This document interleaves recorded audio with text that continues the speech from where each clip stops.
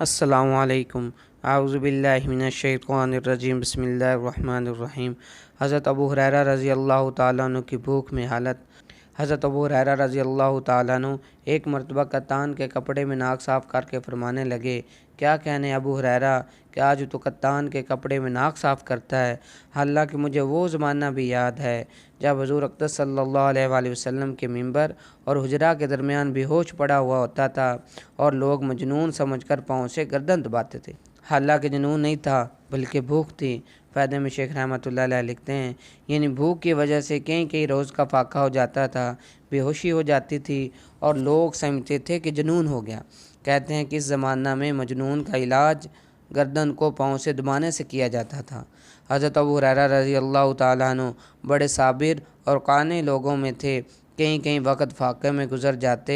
حضور صلی اللہ علیہ وسلم کے بعد اللہ تعالیٰ نے فتوحات فرمائیں تو ان پر تونگری آئی۔ اس کے ساتھ ہی بڑے عابد تھے۔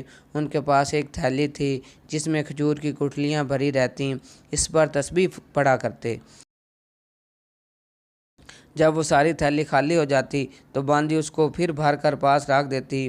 ان کا یہ بھی معمول تھا، خود اور بیوی اور خادم 3 آدمی رات کے 3 حصے کر لیتے اور نمبر وار ایک شخص تینوں میں سے عبادت میں مشغول رہتا۔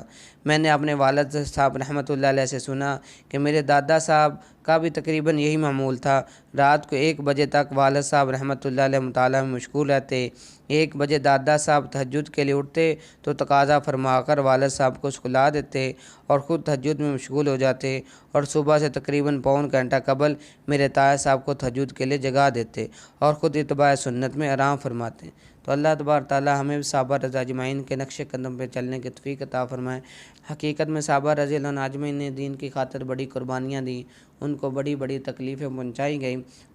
ان کو گرم ریت پر لٹا دیا جاتا، لوہے کی زرہ پہنا کر دھوپ کے اندر کھڑا کر دیا جاتا اور ان کو انگاروں پہ لٹایا جاتا، جس سے ان کے خون اور چربی کی وجہ سے انگاروں کی آگ بجھتی۔